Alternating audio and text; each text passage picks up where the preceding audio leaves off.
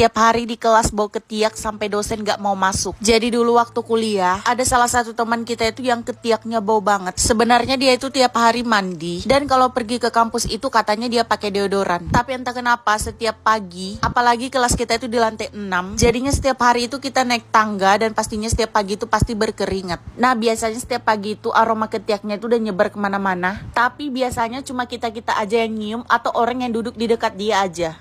Tapi entah kenapa pagi itu aroma ketiaknya itu menyebar ke dalam satu ruangan. Dan satu kelas itu udah pada tahu kalau itu berasal dari dia. Sampailah akhirnya dosen kita datang. Dan pas dia buka pintu, itu aroma ketiak langsung masuk ke dalam hidungnya. Akhirnya dia gak nyaman nyium aroma bau tadi. Terus dia suruh kita cek ketiak masing-masing siapa yang lagi bau ketiak. Tapi gak ada yang ngaku saat itu. Padahal satu ruangan itu udah bener-bener aromanya itu menyerbak banget. Karena gak ada yang mau ngaku, akhirnya dosen kita itu marah. Karena kalau misalnya bau ketiaknya itu masih terus ada di dalam kelas, bisa-bisa kita semua tuh nggak konsen belajar. Nah jadi dosen kita itu nggak mau ngajar sebelum ada yang ngaku. Di situ kita tahu kalau teman kita ini yang bau ketiak, tapi kita nunggu dia buat ngaku sendiri karena nggak mungkin kan kita nunjuk dia. Akhirnya karena takut dosen kita itu marah, salah satu teman kita itu langsung ngasih tahu. Di situ dia malu banget. Akhirnya dia disuruh bersih-bersih sebentar ke kamar mandi. Bahkan dosen kita itu ngasih dia parfum buat dipakai di area ketiak dia.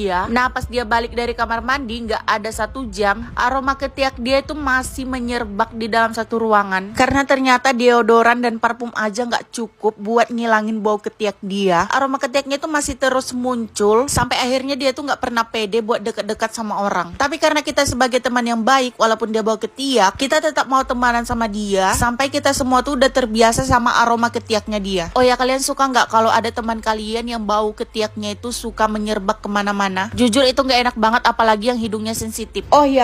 Oke, mari kita cerita lagi soal Farhan. Soalnya orang ada di sini, jadi kita pelan-pelan. Salah satu kebiasaan dia yang gue udah kesel dan udah gondok banget. Dimana nih orang kalau misalnya balik main itu tuh sekitar jam 12 atau jam 1 malam. Kenapa lo kesel, Min? Kan gak ada hubungannya sama lo. Ada gue yang nunggu dia dan ngebukain pintu kalau misalnya dia pulang. Emang sih jatuhnya jadi sekalian gitu karena gue begadang. Jadi ya udah dengerin aja kalau misalnya dia ngetuk-ketuk pintu ya dibuka. Itu Farhan pasti. Tapi lo ngerti gak sih maksud dari kata mager, males gitu. Sampai lah pada suatu hari gue udah gondok banget karena itu udah sekitar jam setengah 1 dan gue udah ngantuk jujur. Tapi gue udah dikasih amanah nih sama bapak gue, kayak kamu belum tidur kan? Itu tungguin ya, nanti kalau Farhan pulang bukain pintunya.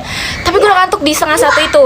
Yaudah, kira gue WA nih orang ya kan, pulang kapan? Ini udah OTW balik kata dia. Sampai jam 1 juga belum balik-balik juga. Kayak nih OTW dari mana? Dari Monas lu. Dari yang tadinya gue udah ngantuk sampai gue nggak ngantuk itu jam 1, dia tuh baru balik sekitar jam sabar Min, sabar, itu masih kecil. Sampailah dimana jam hampir mau setengah 2 pagi dan nih orang baru balik. Gue denger lah ketokan pintu nih. Gue diem dulu. Gue sengaja gak mau langsung bukain gitu. Sampai dimana udah 5 menitan dia ngetok-ketok pintu. Bahkan dia nge-WA gue juga tapi gak gue balas. Terus gue terpikirkan ide licik gue karena gue udah kesel. Dimana gue sengaja gak mau ngebukain pintu sampai jam 2 lewatan hampir setengah 3. Pokoknya sekitar hampir sejaman lah. Saking niatnya gue gak mau ketahuan kalau gue online atau delive. Itu WA gue matiin untuk wifi. Jadi cuma bisa nyala kalau gue pakai wifi dan gue pakai data pribadi gue untuk nge-scroll sosmed. Terus ya udah karena gue ngerasa kayaknya kasihan nih orang di luar, ya udah karena aku punya empati yang tinggi jadi ya udah gue bukain. Terus dia dengan agak emosi kayak, lu dari tadi gue ketok-ketok bukannya dibukain. Lah orang gue tidur tadi, gue gituin aja. Padahal gue emang sengaja. Pas gue SD, gue tuh punya tulisan lumayan bagus ya. Kalau dibanding sekarang kayak emang agak jauh ya bedanya. Cuma kayak dulu sumpah bagus karena teman-teman gue tuh sering bilang gitu kayak, sumpah kayak di kelas ini yang paling bagus tulisan lo, Depi. Ama sebenarnya ada lagi satu lagi teman gue cewek. Cuma menurut gue tetap bagusan gue. Ih najis, sombong banget. Terus ya udah, itu tuh kita pertahankan 2 orang ini, gue sama temen gue yang punya tulisan terbagus di kelas. Kita pertahankan sampai kelas 4 SD, dimana ada murid baru yang datang dengan tulisan lebih bagus daripada kita berdua. Orang-orang kalau ada murid baru biasanya nggak mau tersaingi kecantikan ataupun kepintaran. Karena gue punya temen yang ranking 1 terus pas ada murid baru ini dia merasa tersaingi karena ini murid baru lumayan pinter gitu, sering jawab-jawab pertanyaan dari guru. Gue nggak mau tulisan gue tersaingi. Pas hari pertama dia masuk, gue langsung berusaha mencari cara agar gue bisa lihat tulisan dia tuh bagus atau tidak. Terus gue mikir lah gimana caranya biar gue bisa tahu nih anak baru tulisannya bagus atau enggak. Nggak mungkin dong gue tiba-tiba langsung ke bangku dia terus gue nanya kayak, mana buku lo, gue mau lihat tulisan lo bagus atau enggak. Kayak gue capek banget. Terus akhirnya gue memikirkan ide gitu untuk minjem penghapus ke teman gue yang di pojok sono biar gue ada alasan buat muterin bangku dia jadi bisa ngintip gitu loh. Kebetulan kan itu lagi pelajaran yang menulis jadi kayak pas banget di timingnya. Akhirnya udah tuh gue ngelirik terus gue lihat Ini tulisan bagus banget, cuma mungkin karena gue lewatnya cuma bentaran doang ngintipnya, jadi gue cuma bisa lihat tulisannya bagus. Sampai dimana pas istirahat temen gue yang duduknya sebangku sama nih anak baru ngomong, tau gak sih Pi, tulisan dia tuh mirip banget sama lo tau, tapi menurut gue sih rapian dia. Terus gue yang kayak, apa nih maksudnya, nggak bisa. Gue langsung merasa terancam. Akhirnya gue lihat kan nih tulisan si anak baru yang bener-bener jelas, karena gue minta sama dia langsung. Gue kayak, lihat buku lu dong, gue ngeliat tulisan lo. Untung si anak baru tidak banyak bertanya gitu kan, mungkin kayak dia berpikir,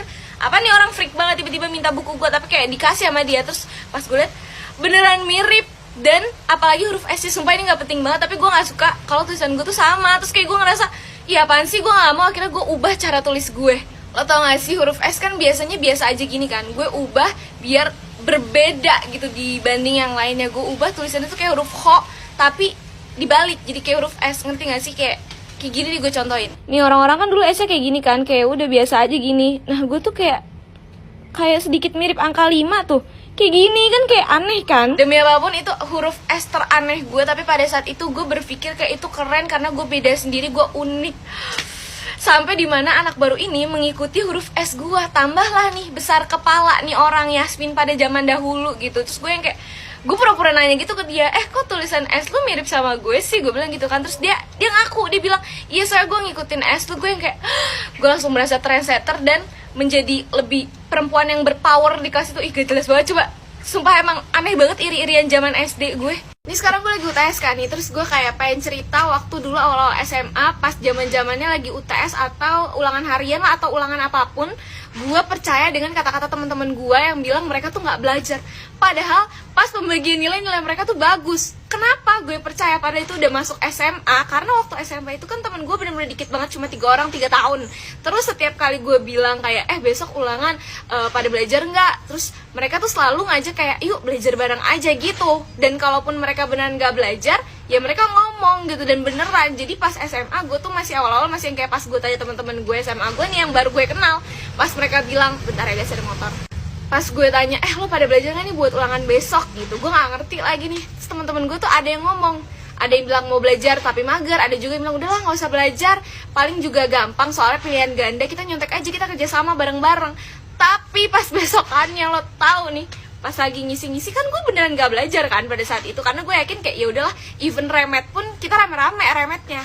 Terus pas lagi ngerjain gue nge-stuck nih, gue nggak tahu jawabannya. Gue mau nanya ke temen gue yang lain dong. Pas gue ngangkat pala gue ngelirik-ngelirik, ini nggak apa-apa deh, serius-serius banget nih, kagak ada yang kayak mikir-mikirnya kayak seakan-akan mereka tuh udah tahu jawabannya, kayak ngilang nulis kayak hah, kok mereka bisa selancar itu padahal mereka bilang mereka nggak belajar. Terus gue tanya dong ke mereka, karena kayak mereka pas gue lihat itu lancar banget nulis, kagak ada mikir-mikirnya, udah kayak dokter lagi ngeresepin obat ke pasien. Gue tanya dong, lo pada bisa ngerjainnya, kok gue liatnya lancar banget tuh tadi, pada kagak ada yang kayak mikir-mikir dulu gitu loh, kayak nginget-nginget jawaban gitu kan. Terus gue bilang juga kalau gue tuh tadi ada yang gak gue isi soalnya karena emang susah. Terus mereka jawab, ya gue juga banyak yang ngasal, tadi gue lagi ngarang aja tuh jawab, nggak tahu tuh bener apa kagak jawabannya, yang penting gue isi lah jawabannya, maksudnya soalnya gitu. Terus abis itu ya udah dong, udah nih. Terus setelah 1 minggu pelajaran berikutnya yang ulangan itu dibagiin kan, pas gue tanya, gue cuma dapet nilai 7, terus dia dapat 9. Terus teman-teman gue yang lain ada yang 7 juga, ada yang 8. Tapi di situ gue yang kayak paling jelek. Gue yang kayak, hah, lo katanya nggak belajar, kok dapetnya 90 gitu, kayak ini nggak nyambung nih kan gitu. Terus gue yang kayak, kok lo bisa sih? Iya nih nggak tau, kayaknya hoki aja. Nggak mungkin. Itu kan esai. Kalau pilihan ganda gue masih berpikir logis gitu. Kalau misalnya esai, gimana ceritanya lo ngasal dapet 90, gimana lo belajar 300 nilai lo? Semenjak saat itu gue gak pernah lagi percaya kata-kata temen gue. Kalau temen gue ngomong, udah lah gak usah belajar, enggak, gue mau belajar. Karena buktinya mereka tuh pasti bagus nilainya, gak mungkin. Kecuali mereka emang cucunya Albert Einstein gitu, mereka inget apa yang omongan guru gue omongin tanpa harus belajar ulang.